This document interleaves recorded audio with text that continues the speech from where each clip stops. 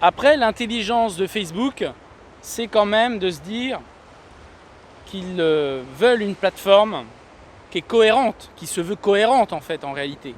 Parce qu'on va avoir 3 milliards d'utilisateurs, on va avoir une crypto-monnaie et on va pouvoir aussi proposer des services derrière pour notamment concurrencer d'autres plateformes comme Amazon. Où là, effectivement, peut-être que Facebook va se mettre à devenir web marchand tout en ayant un contrôle sur la monnaie. Ce que veut Facebook, à mon avis, c'est devenir une plateforme indispensable. Parce qu'aujourd'hui, vous avez tout simplement 3 milliards d'utilisateurs. Donc c'est pour ça aussi que certaines personnes comparent Facebook à un État. Ce que moi, je ne crois pas. L'État correspond à une notion juridique bien précise. Et on n'est pas du tout dans un cas de figure étatique. Il y a une puissance qui concurrence l'État, bien sûr, à un moment donné sur certains secteurs.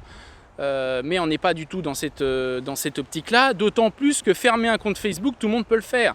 Il n'y a pas d'attachement particulier à rester sur Facebook dès lors que vous avez une alternative où vous pouvez voir d'autres amis. Et puis on voit bien, Facebook fonctionne aujourd'hui, dans 20 ans, est-ce que ce sera le cas? C'est moins certain. Par contre, s'ils deviennent une plateforme indispensable aux transactions financières, donc une sorte de monopole finalement sur le secteur financier, à terme, pas tout de suite, mais si la monnaie est adoptée, qu'elle est relativement stable, très peu de volatilité, et qu'on associe à ça de la confiance, et bien là, Facebook finalement sera indétrônable. Et c'est pour ça que je pose la question du démantèlement. C'est parce qu'au bout d'un moment, quand vous enchaînez les monopoles de manière successive, donc ça commence sur les réseaux sociaux, mais grâce à ce levier important que vous offrent les réseaux sociaux, vous avez une puissance qui fait que vous allez pouvoir faire que vos utilisateurs adoptent une monnaie. Et le jour où ils l'auront adoptée, eh bien là, le système est verrouillé et finalement, vous ne pouvez pas aujourd'hui quitter une plateforme financière en situation de monopole qui va vous permettre de payer votre loyer, qui va vous permettre de payer vos courses. Donc là, on voit que le but, c'est d'avoir des utilisateurs captifs.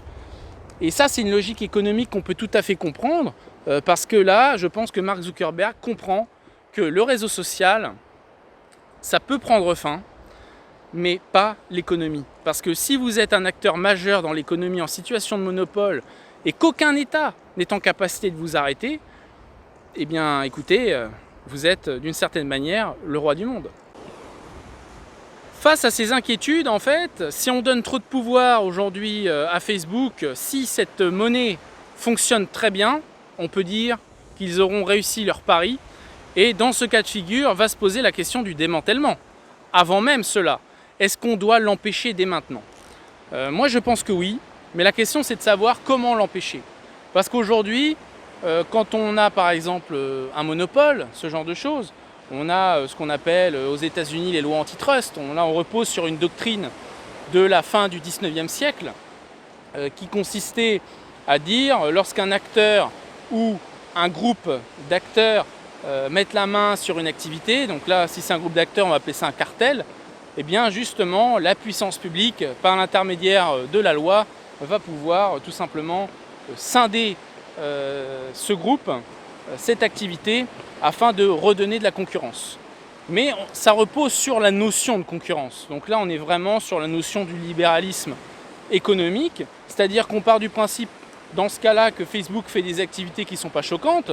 C'est juste qu'elles le sont parce que ça touche à une infrastructure qui est toxique, parce qu'il y a beaucoup de personnes qui sont concernées par cette activité-là. Mais surtout, démanteler Facebook, ça voudrait dire quoi? Ça voudrait sans doute pas dire démanteler le réseau social. On va démanteler Facebook, oui, la société, mais derrière, on fait en fait le démantèlement des activités. On va saucissonner les activités.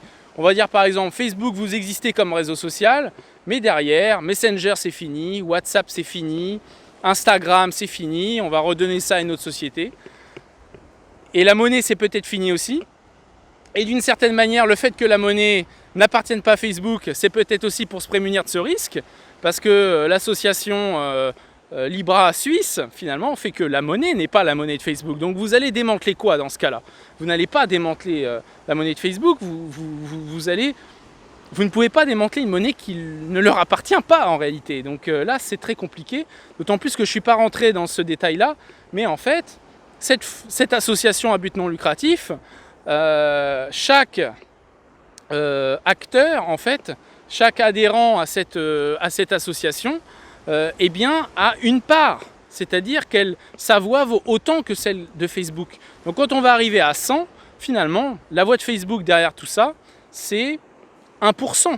Voilà, donc au final, c'est pas la monnaie de Facebook. Donc on voit bien qu'ici, là, le droit est un peu décontenancé quand même. Il y a beaucoup de choses à faire évoluer dans ces domaines-là. Et je pense qu'on ne peut pas seulement avoir une approche économique des choses. C'est-à-dire qu'aujourd'hui, si on applique vraiment les lois qui luttent contre le monopole, donc le droit de la concurrence, eh bien, ça consiste à quoi? Ça consiste tout simplement à faire en sorte qu'on va ensuite avoir d'autres acteurs, une fois que Facebook sera démantelé, qui vont potentiellement faire la même chose qu'eux. Alors certes, qu'ils ne vont pas être aussi gros, donc on pourra se dire, oui, mais comme ils sont moins, il y a moins d'utilisateurs, ou alors l'activité est scindée, donc finalement, c'est moins gênant. Sauf qu'au final, la difficulté que vous avez, c'est que vous, ça vous fait une belle jambe, parce que vos données vont sans doute continuer à être collectées. Donc je pense que le débat de Facebook ne doit pas se limiter à cet aspect concurrentiel. Il y a bien d'autres aspects qui doivent entrer en ligne de compte, qui là reposent davantage sur nos droits et libertés vraiment fondamentales, que vont être par exemple, est-ce qu'on doit autoriser ou pas une société à collecter des données qui sont personnelles. Là, il y a un vrai débat finalement. Autre hypothèse qui peut être intéressante, mais qui finalement n'est pas totalement convaincante, mais il faudrait davantage y réfléchir, c'est l'hypothèse selon laquelle il faudrait rajouter de la démocratie dans Facebook. Donc pour ajouter cette démocratie, il faudrait par exemple exiger qu'au conseil d'administration, eh bien, on va mettre d'autres acteurs, c'est-à-dire des acteurs publics, peut-être même des citoyens qui pourraient être élus et qui finalement appliqueraient au sein de Facebook la politique de ce que veulent les citoyens. Le problème, c'est toujours la même chose, parce qu'on peut dire que le réseau social, après tout, c'est peut-être aussi une sorte de service public, puisqu'on met en fait finalement des gens en relation, on crée du lien social, c'est quand même tout ça la vie réelle, hein, bien qu'on dise que ce soit virtuel, etc., que c'est virtuel, sauf qu'en réalité derrière, on a quand même de la création de liens sociaux par cet intermédiaire-là. Et donc la question c'est de savoir, est-ce qu'il n'est pas temps de faire entrer les citoyens dans Facebook? Mais la question c'est comment ajouter de la démocratie dans Facebook? C'est très compliqué. Alors déjà il y a un problème, c'est que vous allez institutionnaliser Facebook, sorte d'une institution qui crée du lien social, on va dire, quelque chose comme ça. On ne peut pas parler non plus de nationalisation, mais après tout ils font du lien social. Donc c'est l'hypothèse d'un service public qui à la base est une initiative privée, mais qui remplit quand même peut-être aussi un service d'intérêt général, puisque derrière Facebook crée du lien, c'est indéniable. Maintenant la question c'est de savoir, vu qu'on a affaire à un service qui est mondialisé, la régulation qui va aller derrière, elle va ressembler à quoi? Est-ce qu'on décide de faire comme aux Nations Unies? La question, elle va se poser, et en tout cas ça pourrait être aussi une forme de démantèlement, mais qui serait politique pour le coup. Vraiment politique dans le sens où là, les citoyens qui seraient dans Facebook pourraient dire qu'est-ce qu'ils attendent du réseau social, quel serait son modèle économique et surtout qu'est-ce qui est acceptable. Donc voilà un petit peu les pistes qui peuvent exister aujourd'hui sur l'hypothèse du démantèlement de Facebook, parce qu'effectivement, si en fait on ne le fait pas, je pense que Facebook risque de devenir trop puissant. Alors c'est pas le cas aujourd'hui, mais ça peut être le cas demain. Est-ce qu'on va attendre qu'ils soient vraiment indétrônables pour le faire? Au moment où ils seront le plus forts, il y aura un risque potentiel en fait sur l'économie, parce que derrière, en fait, quand vous avez une monnaie comme ça qui est institutionnalisée, qui va être mondiale, qui va être adoptée par tous, le jour où vous voulez la détruire, mais vous faites un crash économique, quoi. Je veux dire, là, quand on voit déjà les valeurs, les valeurs Nasdaq, aujourd'hui, on voit, ce sont les GAFA, les GAFAM, qui sont en top tête. Si vous les démantelez, demain, l'économie américaine, en tout cas, surtout dans un contexte face au BATX, eh bien, après tout, elles peuvent envoyer l'économie au tapis.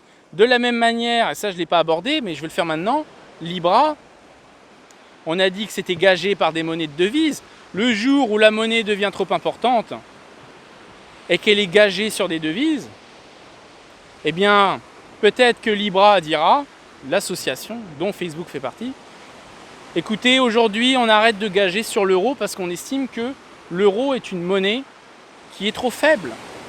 Et donc, elle va apporter trop de volatilité à notre crypto-monnaie. Et là, vous allez avoir des risques systémiques. Parce que moi, je me souviens déjà en 2010, quand il y avait des agences de notation qui disaient « Écoutez, la Grèce, ça vaut pas grand-chose en termes d'obligations souveraines. » Eh bien, dans ce cas-là, il y avait des agences de notation qui baissaient la note. Et ça provoquait véritablement des fluctuations boursières assez inquiétantes. Et on pourrait se retrouver dans ce cas de figure-là, avec un Facebook qui fait des déclarations en disant l'euro ça vaut pas grand-chose. Moi j'arrête de le gager, j'arrête de gager ma monnaie sur l'euro. Et là, c'est quoi la confiance qu'il va y avoir dans l'euro après? Tout ça, c'est vraiment des choses qui sont inquiétantes. Et je pense qu'il est temps de s'en occuper.